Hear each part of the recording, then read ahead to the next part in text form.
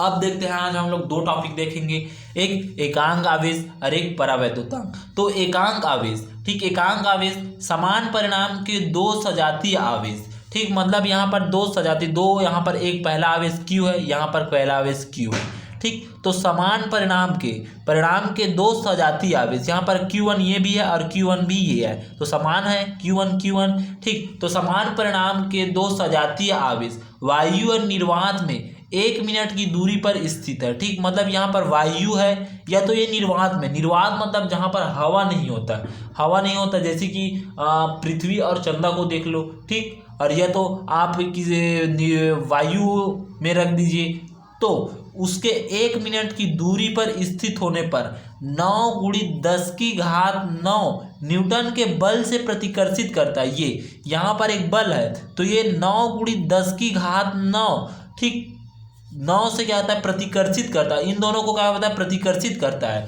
ठीक। तो इसी प्रतिकर्षण को, ठीक, क्या कहता है, एकांक आवेश कहलाता है, ठीक। मतलब इसी प्रतिकर्षण करता है तो प्रत्येक आवेश एकांक आवेश कहलाता है, ठीक। तो समान परिमाण के दो आवेश है हमारे पास, ठीक, वायु और निर्वात में 1 मिनट की दूरी पर स्थित होने पर 9×10⁹ न्यूटन के बल से प्रतिकर्षित करे तो प्रत्येक आवेश एकांक आवेश कहलाता है, ठीक। इस प्रकार से हो गए। अब उसके बाद देखते हैं परावैद्युतांक मतलब क्या होता है, वायु और निर्वात में होता है, ठीक, परावैद्युतांक। तो परावैद्युतांक वायु और निर्वात में दो आवेशों के मध्य लगने वाला बल, ठीक, और माध्यम में दो आवेशों के मध्य लगने वाला बल, ठीक। तो ये कहता है वायु निर्वात में बोल सकते हैं, यहाँ पर एक है, ठीक, ये हमारे पास दो आवेश है, Q1 है, यहाँ पर Q2 है,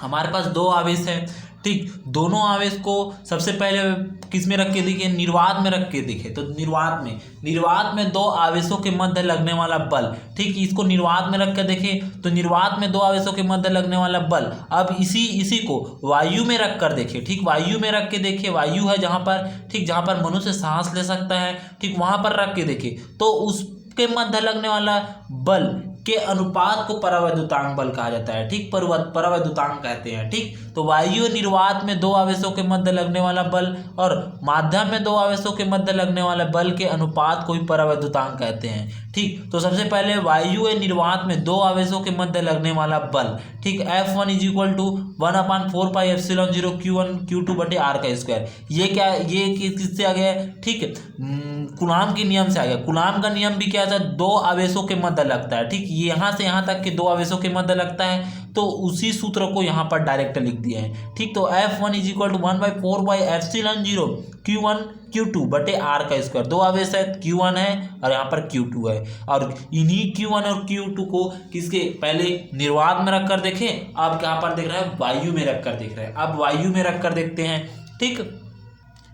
अब माध्यम में रखकर देखते हैं, तो माध्यम में दो आवेशों के मध्य लगने वाला बल, तो इसको F2 दे दिए, F2 = 1/4πε0 Q1Q2/r², ठीक। अब हमें समीकरण 1 और समीकरण 2 को क्या दे देंगे, भाग दे देंगे। तो F1/F2 = 4πε0 Q1Q2/r² बटे 1/4πε0 Q1Q2/r², ठीक। तो F1/F2 = 1/ε0/1/ε, ठीक। यदि क्या होता है, यदि निर्वात में रहता है तो एप्सिलॉन 0 रहता है, और यदि माध्यम में रहता है ना, तो क्या होता है, एप्सिलॉन ही रहता है, ठीक, ये याद रख लेना, ठीक। तो निर्वात में है तो क्या होगा, ε0, और माध्यम में है, वायु में है, ठीक, वायु में आ गया, माध्यम में आ गया, तो क्या होता है, एप्सिलॉन हो जाता है, ठीक। तो यहाँ पर 1/ε0 बटे 1/ε होता है, ठीक। अब उसके बाद क्या करते हैं, यहाँ पर F1/F2 = ε/ε0, ठीक। तो F1/F2 = इसको क्या लेंगे, K मान लेते हैं, ठीक, मतलब ε/ε0 = K मान लेते, इसका मान यहाँ पर रख दिए, ठीक। अब इसी को हल करते हैं, इसको हम लोग हल करते हैं, इसको क्या करते हैं, हल करते हैं, यहाँ पर हल करते हैं, तो ε/ε0 = K। अब इसको इस तरफ गुणा कर देते हैं तो एप्सिलॉन इज इक्वल टू के गुणित क्या हो जाएगा एप्सिलॉन 0।